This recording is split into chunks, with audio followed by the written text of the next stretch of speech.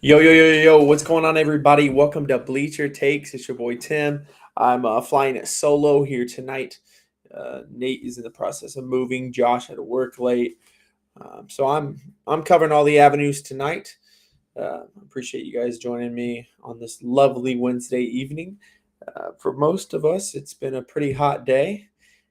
Summer is officially here. The June weather is really starting to set in for me. It's hot outside, the sun's beating down, and it just feels pretty miserable, pretty muggy out there. But that's part of it. And I'm excited to talk sports. I'm excited to talk sports with you guys. There's a lot of great things going on in the world of sports. The U.S. Open starts tomorrow. Stanley Cup playoffs is going on right now, or Stanley Cup final going on right now. NBA finals could be finished up tomorrow night. College World Series starts on Friday. I mean, it's just busy, busy, busy, busy. A lot of things to talk about, a lot of things to get through. Um, like I said, I enjoy doing this. I'm appreciative of you guys joining with me tonight. I'm going to open with the U.S. Open. A little play on words there. The U.S. Open is tomorrow, starts tomorrow and goes through Sunday. It's one of the four major championships. So, in case you're wondering, those who have joined Live Golf League are able to play in this. This is not the Masters, or I'm sorry, the majors. The four majors are not PGA Tour events. So those four events, um, the Live golfers can golf in, and most of them, well, the ones who are on the PGA Tour, the big names are in this U.S. Open. So I'm kind of thinking, maybe there's going to be a little animosity. There's going to be some tension on the course this weekend. This is the first time these guys are probably really seeing each other since the whole split happened. You got your Live Golf guys who are jumping over for the money, and you got your PGA guys who seem like they are completely devoted to PGA for life. So there's going to be a lot of tensions out there, a lot of animosity, a lot of guys probably wearing their feelings on their sleeves. A lot of emotion probably going to be shown this weekend. I'm excited to see it. I'm excited to watch. In case you are wondering, Tiger Woods is not playing in this. He announced last week that he would not be playing in the U.S. Open. He thinks that his body needs to be strong, be more strong to compete in a major tournament, which the stuff that guy's been through, the fact that he's even competing anymore is, I think, pretty insane. It just shows, the type of competitor he is, the kind of great athlete he is as well.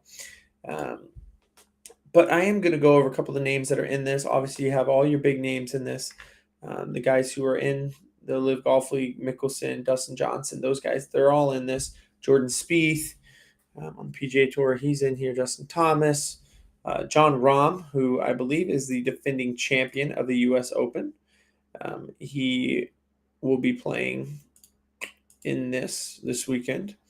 Rory McIlroy, who's made some headlines, really calling out the Live golfers, saying that they took a cheap way out. That he basically called them a bunch of old golfers who can't compete anymore, and that they can't compete with the PGA Tour golfers anymore. It's basically what he said, or it's how I took it. That he thinks that he's just they're weeding out the lesser competition, and that the PGA Tour is still going to have the best golfers in the world in it. So those are some big words there. Rory's been um, in the headlines though, and a lot of times when that happens, people start betting on those kind of figures to win these major events. So Rory McIlroy is now the consensus favorite to win the U.S. Open this week. Um, he has climbed the leaderboards, and he is the favorite heading into this weekend. I mean, Rory is one of those guys that just he kind of will speak his mind. He's the third ranked golfer in the world right now, so obviously he can really back up what he says. And the other ones, the second favorite to win is Justin Thomas at 11-1 odds, followed by Scotty Scheffler and John Rahm. Those are the top four favorites. I personally am going to go with Scotty Scheffler in this one. I think Scotty Scheffler has had the best year of all the golfers so far. He's ranked number one in the world for a reason. He's got a lot more points than even second place John Rahm does. Um, Here lately, Scheffler, he tied for 18th at the Canadian Open. He was 7 under. He got second at the Charles Schwab Challenge, losing in a playoff. He was 9 under in that. He's really only had 2 tournaments this whole year, or two events that he didn't play very well in. PGA Championship, which a lot of people remember back in May, he was 6 over in that. He missed the cut. So that was obviously not one of his best performances. And he also finished 2 over in March at the Players Championship. But Scotty Scheffler did win the Masters tournament, finished 10 under at Augusta National in April. And he's been playing some of his best golf. The guy is he's on fire this year. And I look to see, I look him to be the favorite. Rory McIlroy, I think some of the things that he's saying has brought him up there. And people like to bet on, obviously, people that they like. So Justin Thomas, deservedly is the second favorite right now. But I think Scotty Scheffler is the one to beat. I think they're all kind of looking at him like that. He's young, he's 25 years old. He's only been a pro for a couple of years now. And he's been playing some great golf. He's won 2 tournaments, and he's finished second twice this year. Actually 3 times, tied for second in that one. And he's got multiple top 5 finishes, and he's got quite a bit of earnings this year. The guy's just playing very well. He's on top of his game. So I do expect him to have a big weekend, and I'm going to pick Scotty Scheffler to take home the PGA, the U.S. Open. But it's going to be fun to watch. I always love watching these Masters these majors, and I'm very, very excited to see how these players react to each other. I think that that's going to be one of the most interesting watches of the weekend for sure. I am going to move on here. The NBA Finals. Obviously, that's been going on. That's what we've been the bulk of our conversation the last couple of weeks. The Warriors and the Celtics are playing in the NBA Finals. The Warriors are up 3-2. And we're going to kind of review Game 5 here real quick.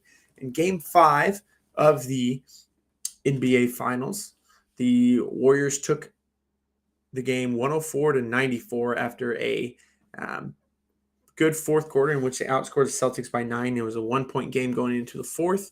And the Warriors just capitalized and made some big shots, made some big stops. And they won the fourth quarter and won the game. There are some storylines I want to talk about from this game. Obviously, looking at the box score here, first thing that jumps out at you, looking at Steph Curry's numbers, he's 7 for 22 from the field, but 0 for 9 for 3.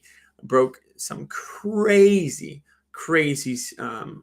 streaks of hitting at least 1 3. I think it was like 132 straight playoff games and like 230 straight regular season and playoff games combined. Just an insane streak. Obviously, not a great shooting night for him, but again, not something that I see him like struggling with. He dropped like 43 points in Game 4, so he's not a guy that's going to continue to struggle at all. He actually had the second highest plus or minus in this game. He was plus 15 when he was on the court. Gary Payton was plus 16. So Curry, even though he didn't shoot well, he had 8 assists, he had 2 steals, only 1 turnover. That's a really big thing for him. An 8-to-1 turnover, assist to turnover rate is absolutely insane. He had 4 rebounds, but his game, he just played very well, even though he didn't shoot well. And he's actually been playing some pretty decent defense. We always come at Steph Curry about his defense. He's a small body guy. He's a shooter is all he really is. And people always come at him for his defense or his lack thereof.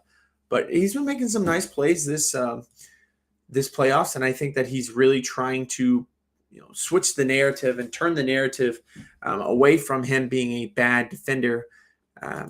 So we'll see what makes of that. But I think Curry, he's been the MVP of the series so far. He had a down game 5, but those other 4 games have been really, really good. And even in this game, he didn't shoot well, but that's about all he didn't do well.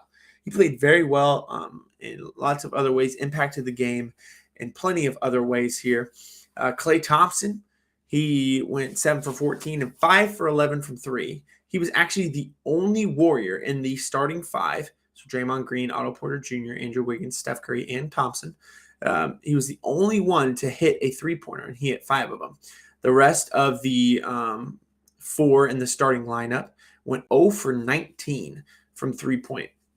So Klay was really the key shooter in their top with their starters.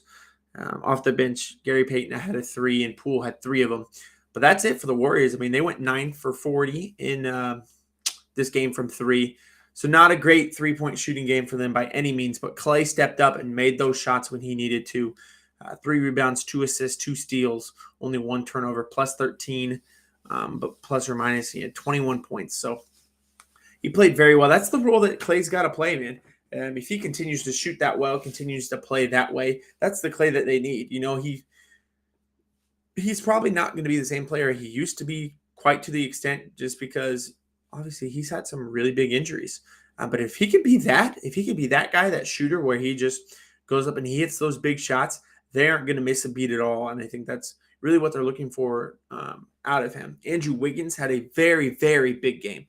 He really surprised me in this. I mean, he's been playing very well in the series, but I just think the overall effectiveness of him in this game was something we really haven't seen from him in a little while. I mean, he's always a guy who's going to give you 18 to 20, play some good defense, but he was 12 for 23 in this game. He had 13 rebounds. I mean, that guy's going up and getting those rebounds. He had the most rebounds on the team by a lot. So I mean, when he plays like that, and he plays off the boards like that and gets those boards, that really impacts this team. They're missing a lot of shots, obviously, but he's getting those rebounds, and he's helping in plenty of ways. He had 2 assists, a steal, and a block, and no turnovers. So plus 12 in the plus or minus with 26 points. Those are the 3 big players for the Warriors. I do want to note a couple minutes things here in the box score. Jordan Poole only played 14 minutes in this game. He went 4 for 8 and 3 for 6 from 3 with 14 points. So 14 points in 14 minutes. I mean, that's what he's there for. He's there to bring that spark off the bench. But in those 14 minutes, when he scored 4 points, they were only plus 2 in the plus or minus. So it really shows how bad of a defender he is. He's not a good defender by any stretch of any way you stretch it, any way you look at it. He's not a good defender. And for them to, only go up by 2 points when he's on the court, when he's scoring 14 points, is really saying something. It's really telling about him.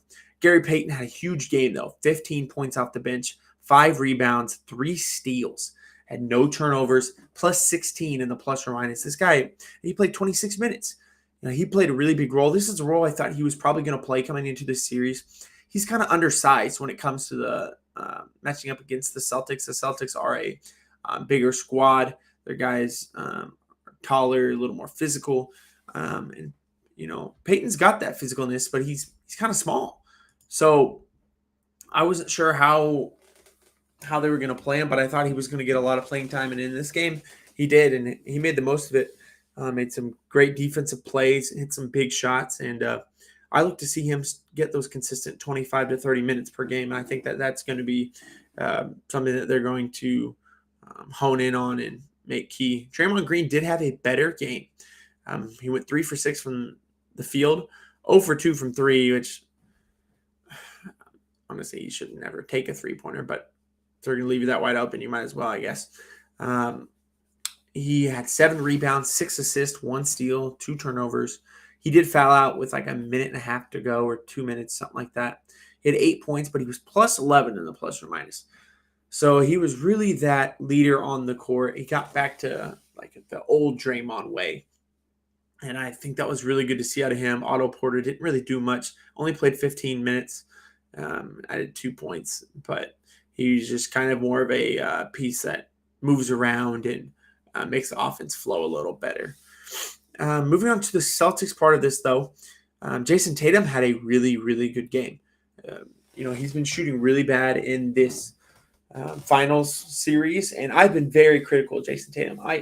Contrary to popular belief, I do like Jason Tatum. I think that his game's very good. The skill set that guy has is pretty remarkable, but he just doesn't have that dog mentality that I want him to have. I just feel like there's still an untapped part of Jason Tatum that we haven't quite hit yet. In this game, he really showed his consistency, but they just weren't able to pull away with this game. I mean, he shot 10 for 20, 5 for 9 from 3. I mean, those are great lines with 10 rebounds, 4 assists, but he did have 4 turnovers, so that assist to turnover rate is, not great, but he's having to kind of carry the load on the offense. He was the only one he had 27 points. Marcus Smart had 20, so him and Smart were the only ones with 20 plus. Jaylen Brown struggled in this game, went 5 for 18. I think he started out 2 for 12 or something like that. He was 0 for 5 from 3. But he hit his free throws. He was 8 for 10 from free throw line, had 9 rebounds, including 3 offensive rebounds. Those are really big. Offensive rebounds are something that I like to look at on the stat sheet because, those are opportunities that you miss a shot, possession's over. That's the second opportunity, and you get a team that's probably transitioning into offense.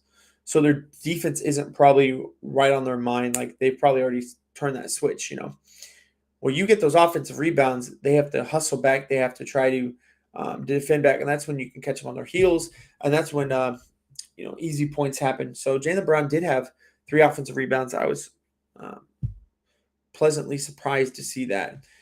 He had 4 assists, 1 steal, but he had 5 turnovers in this game, and him and Al Horford were a game high minus 19, the plus or minus. So just when he was on the court, the defense wasn't super strong. Al Horford, same way. He had 9 rebounds, but he had 9 points on 3 for 6 shooting. But the defense was just not there. They were giving up big runs when the two of them were on the court together. Just a lot of possessions that just looked like the defense was maybe a rotation off. The Warriors were really getting their screens in and were really playing their game. And you're not going to beat the Warriors playing them in their game. Those Warriors are so good and their system works so well. And most of them have played in that system for a long time.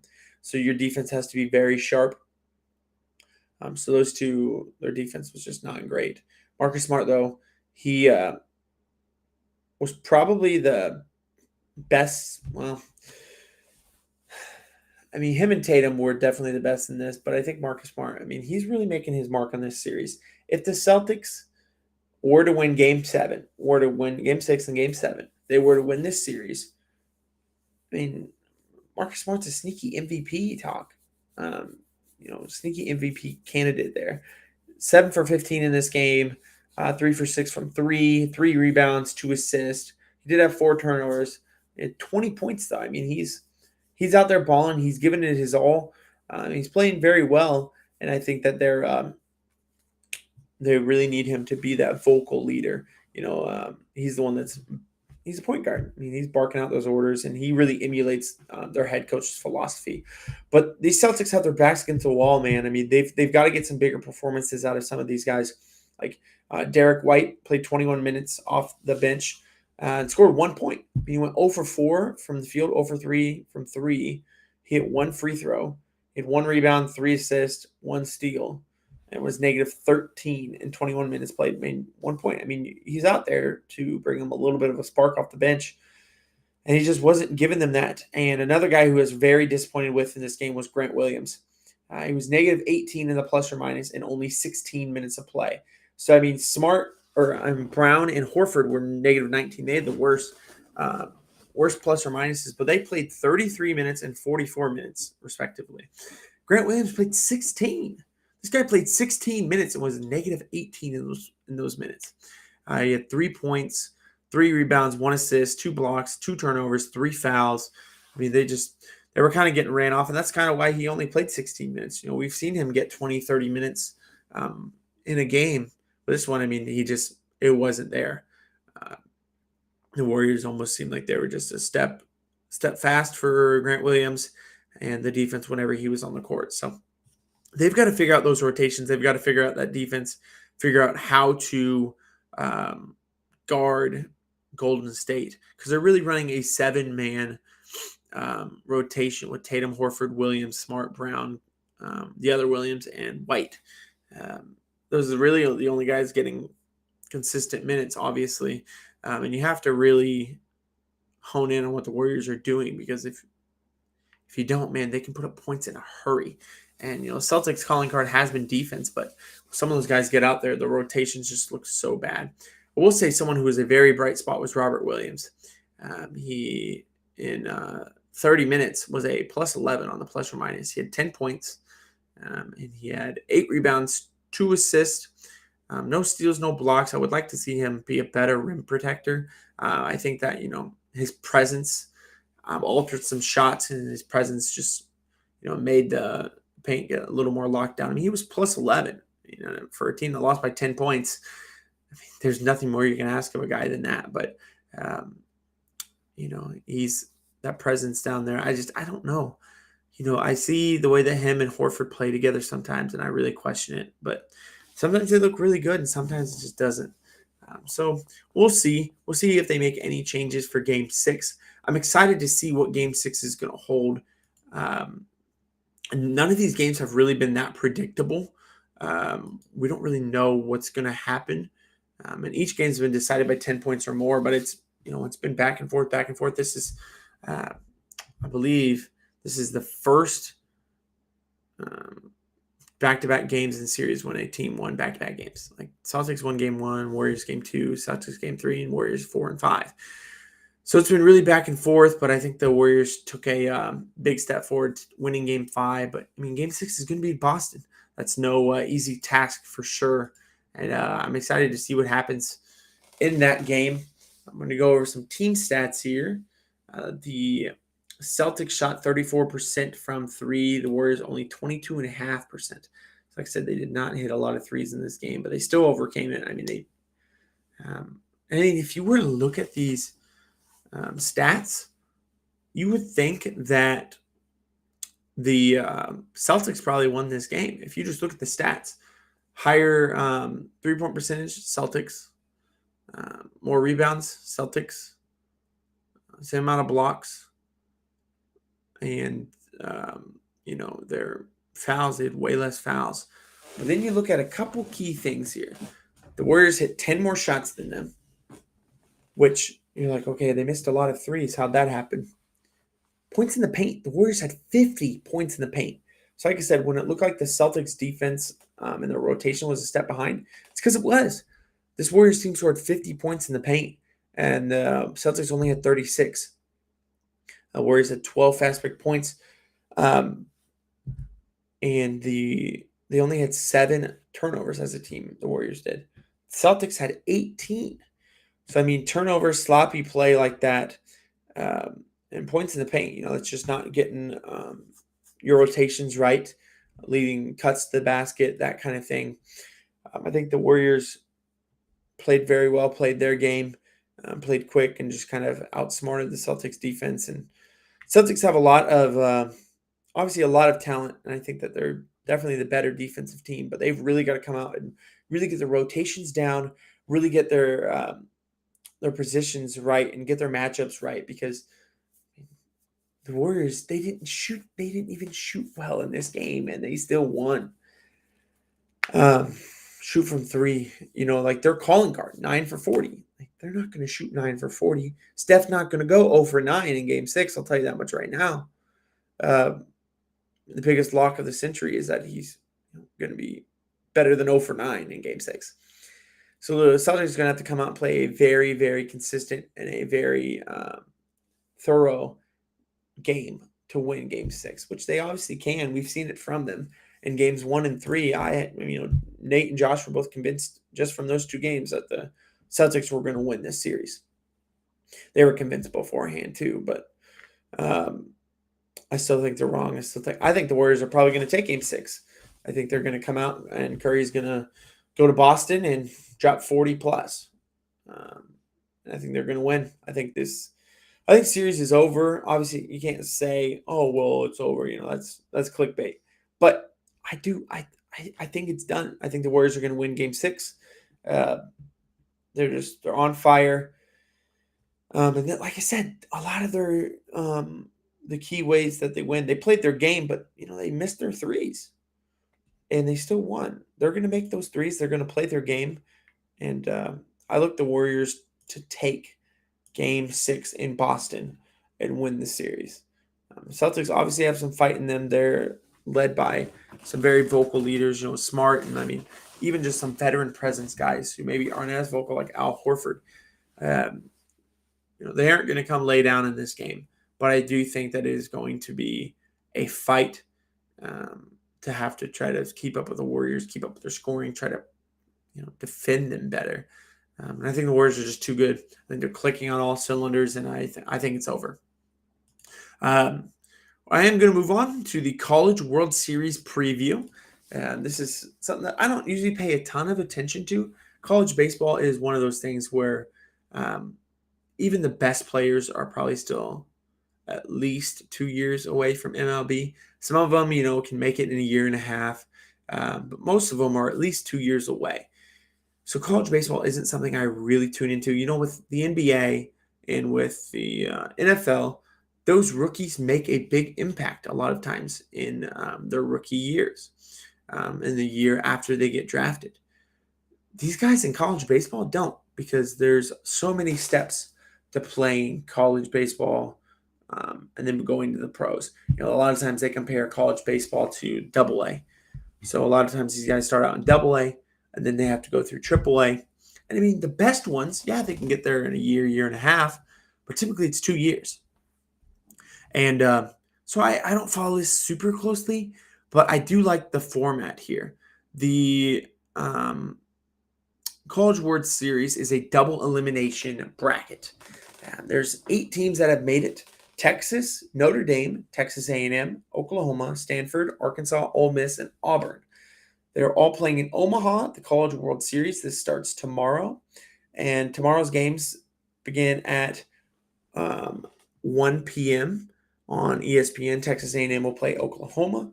And 6 p.m. Texas will play Notre Dame. These teams will all play. They'll play one game. The winner of those will face each other on the 19th. So on Saturday, on Sunday, I'm sorry, they will play in. What did I say? This starts tomorrow. This starts Friday. The winners of those games will play each other on Sunday. The losers of those teams will play each other on Sunday as well. Then the winners move on. The loser from the winner side goes and plays the winner of the loser side. It's just a round robin kind of double elimination bracket here. So I'm looking at these teams here. I'm trying to get a pick on who I'm kind of picking to win this. And a lot of these teams are playing very well, clicking at the right times. But I don't think there's a team better than the Texas Longhorns right now. Texas Longhorns are the favorites to win it, according to 24/7 Sports. Via the sports line there. They're the favorites to win the national championship. They come into this fresh off a marathon Game 3 win at ECU in the Super Regional. And they have 7 everyday starters that have 10 or more home runs this season, including Ivan Melendez, who has 32 home runs this year. Texas is probably the best offensive team left in the College Baseball World Series. And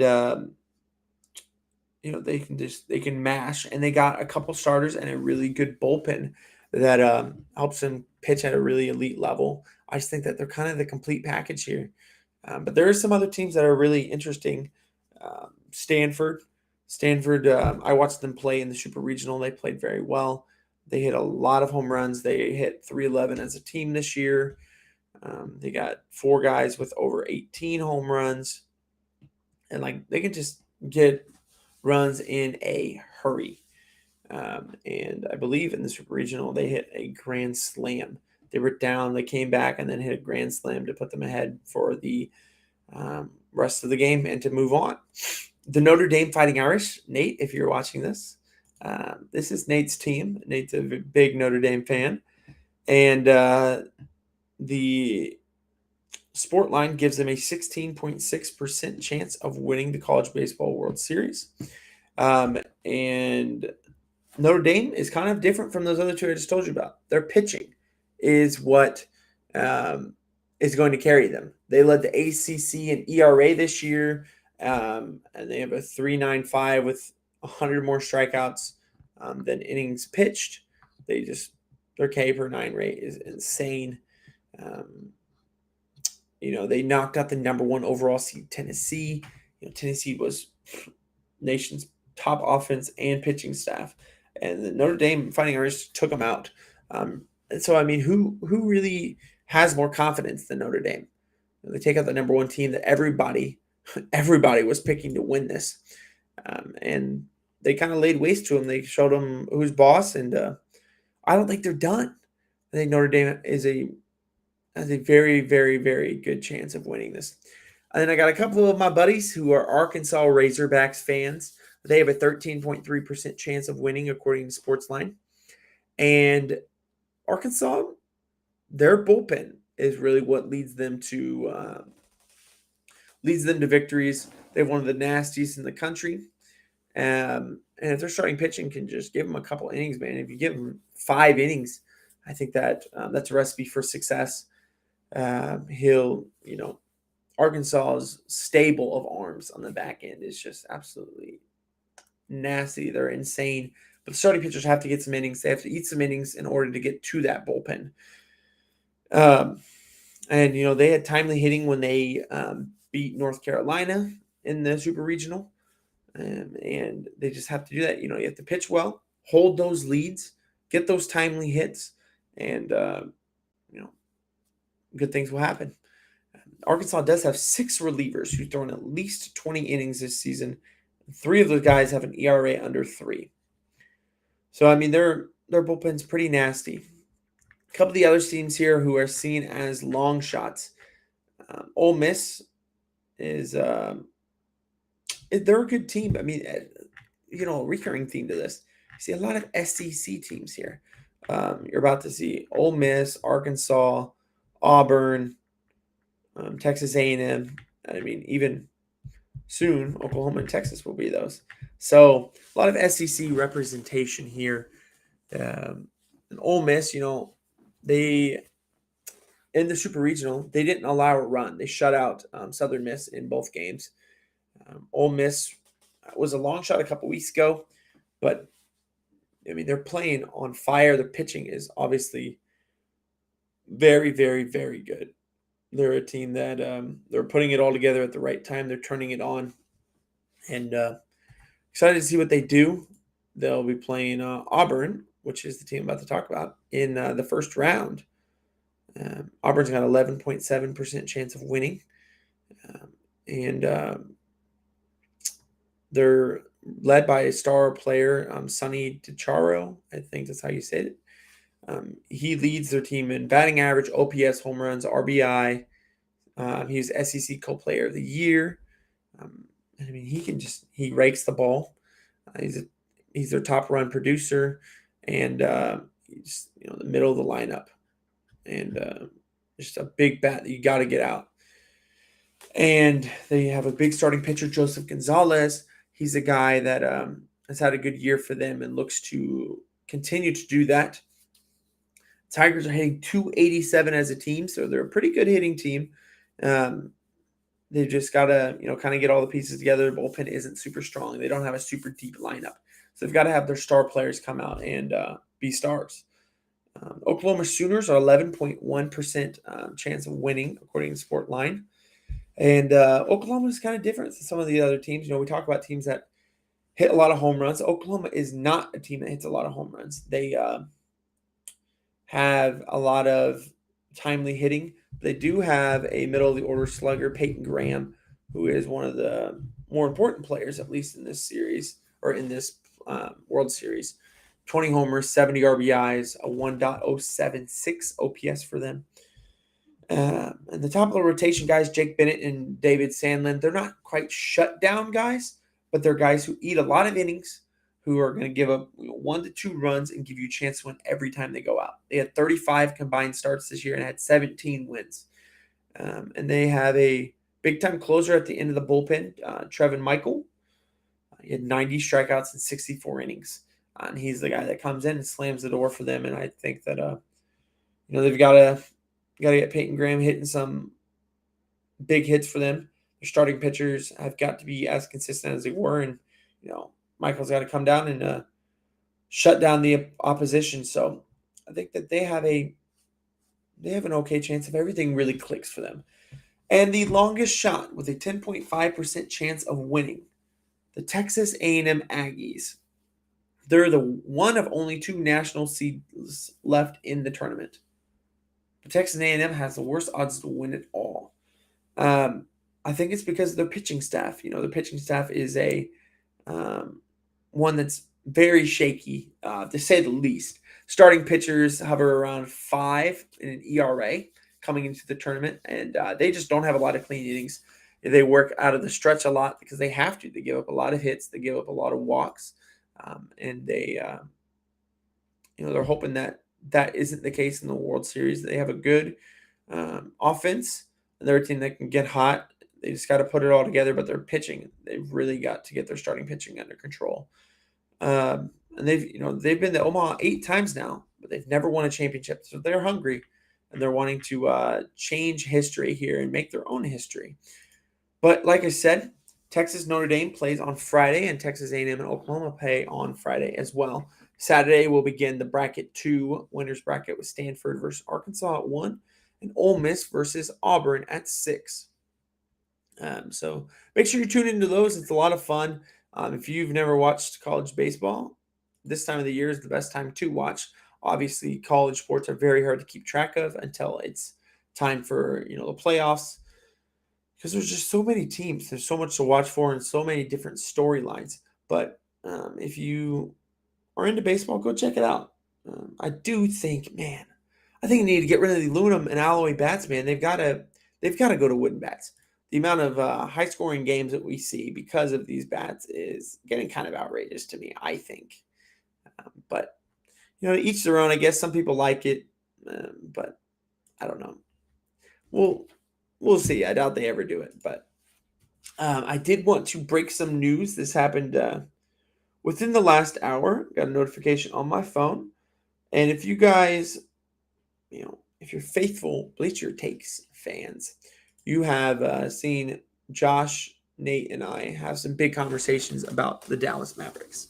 The Dallas Mavericks are a team that are basically Luka Doncic or bust. They've surrounded him with some talent, but not a co-star, not anybody that seems to be a great fit for him on a team. Porzingis didn't fit. They really haven't given a lot of these guys big shots either to be that next guy. And they made a trade. They traded their first-round pick. I think it was like 26th overall. Boban, which that's sad to see Boban go, but not a guy who played a whole lot of minutes for them anyway. Trey Burke and Marquise Chris. So none of their really key rotation players. So they're not giving up a whole lot, but giving up that first-round pick. And they're getting Christian Wood from the Rockets, a guy who I think is still very underrated, who had a very good year. I'm going to pull up his stats actually real quick. A guy who I think just needs the right opportunity. He's bounced around the league a lot. He was with Philly. He was with, I think he was with Charlotte. Yeah, with Charlotte, Milwaukee, New Orleans, Detroit, and the last 2 years we've been playing with Houston. But the last 2 years he averaged 21 points and 17.9 points per game. For a big guy, he's a pretty good three-point shooter. This year he shot 39% from three. 50% from the field. Not a great free throw shooter, but again, he plays power forward center. But he grabbed 10 boards this year, averaged 8.5 defensive rebounds, 1.6 offensive rebounds, um, averaged a block per game. And just a guy who I think needs a right opportunity. And I'm very, very interested to see how he fits with Luka. And I'm glad that the Mavericks are doing something to get him some more help.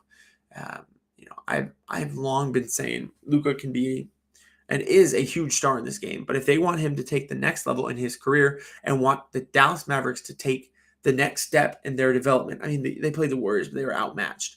They made that Western Conference Finals. But I think everybody kind of knew that they weren't going to win that series. They didn't have the firepower. They didn't have the guys behind Luka to really do that, to really match up with the Warriors. Christian Wood, I think, moves that needle quite a bit. He's a guy that I think can really fit in with Luka, can really fit in that system, and I'm excited to see how that works. I'm excited for Luka. I'm excited for the Mavericks to see their team really try to put it together. And like I said, I mean, they gave up that first round pick, but was that really going to be a guy who was going to be key to them? Probably not. And they gave up, Burke and a couple of these guys who were fringe rotation pieces, but nobody who saw big minutes in the playoffs anyway. So I think giving that up for Wood, I think is a big, big step for them. And I really, really like this move. So I was pleasantly surprised to see that. We have a lot of Cardinals fans who watch Bleacher Takes. Josh is a 50-50 Cardinals fan. He is when they're good, when they're bad. He's a Padres fan, which we're working on that. Nate's a huge Cardinals fan. And yesterday, they were playing the Pittsburgh Pirates. And Miles Mikolas was literally one pitch away from being in history books with a no-hitter. It was one strike away. The score was 9-1. He had given up a run, but it was unearned on an error by Juan Yepes, the rookie outfielder for the Cardinals. They were, like I said, they were up 9-1. He's down to the last strike, and he's pitching to good old Mitchell for the Pirates. Mitchell, who came into the game for Brian Reynolds earlier in the game. Kyle Mitchell came in there, and he didn't even look like he got that big of a swing on the ball. It was a changeup that he just kind of slapped out to center field, but he had some pretty nice exit velocity on that, and got it out there. And Harrison Bader, probably the best defensive center fielder in the game, and I don't think it's really that close. Was playing a little more in. He always plays further in, I feel like. I don't have the stats behind this, but I feel like Harrison Bader plays a little more in as compared to other center fielders in the league because he's got that breakaway speed. He's got that speed to catch up on things that burn him. And if he can play further in, he can charge balls and just really catch a whole lot more when he plays in like that. He's playing in, and this ball just kind of stung over his head. And he almost got it at 20% catch percentage. So probably no other center fielder in the league catches that ball, especially positioned where he was. But it's just sad to see for Cardinals fans, man. Mikolas one strike away. And just sad, man. The Cardinals, they took both games from the Pirates yesterday, which was great for them. But it would have been really nice and a really good storyline for their season to have that no-hitter. But they good news for Cardinals fans. You guys are 2.5 games ahead of the Brewers in the Central. You guys have your biggest lead of the year, I believe. So pretty exciting for you guys. Of course, you know that with it being a Only Tim podcast, we do have to talk about the Yankees. The Yankees won tonight, win 4-3. Aaron Judge. Seems like I feel like a broken record when I talk about him now. led off first inning. Actually, he was the second batter of the first inning with a home run. He gets a home run. The Yankees win this game 4-3 with a nice pitching outing from Nestor Cortez. They got to Shane McClanahan just a little bit. The Yankees only had 3 hits in this game, but 2 of them were home runs. One, a 3-run home run by Kyle Higashioka, who has recently found his power stroke. And then obviously Judge's home run. Clay Holmes comes in, shuts it down. And I believe the Yankees have the biggest lead of any team in their division. Nope. So the Astros have a 9.5 game lead. The Yankees have a 9-game lead. But I mean, it's something that is really impressive, especially at the division that they play in. And I'm very excited to see what we do this year. And man, baseball is so much fun. You guys need to jump on the Yankees bandwagon, okay? Nobody's gonna remember that you were ever a Cardinals fan or that you were ever this or that. We don't have to talk about it. Okay. The Yankees are just that team. If you like championships, you like rings, you like good history, you like having the best hitter in baseball history on your team, Babe Ruth. And I mean, probably, I think the best center fielder of all time, Mickey Mantle, one of the best catchers of all time. Yogi Berra. I mean, just Yankees have a deep, rich history. And right now, I mean, we've got the best team with Aaron Judge, who seems to be the best hitter in baseball. Just join the bandwagon. Come on. Nobody's gotta know. I'll adopt you in. As a true Yankees fan, I'll adopt you. We can talk Yankees. We can have fun. You don't have to worry about your team losing because my team just simply does not. They don't lose games. And I know you Cardinals fans aren't used to that. But join the Yankees fandom. A lot of fun. And last thing I'm going to touch on here before we head out. It is game 1 of the Stanley Cup playoff or Stanley Cup finals right now. And the Lightning and Avalanche are tied 3-3. Avalanche got out to a 2-0 lead in this game with early goals by Gabriel Landeskog and I don't even know how to say his name, Valerie Nikushin, with an assist by Nathan McKinnon. On that goal, they were up 2-0. Nicholas Paul then scores for the Lightning and then makes it 2-1. And then Luukkonen for the Avalanche scores on the power play to make it 3-1. But second period was owned by the Lightning.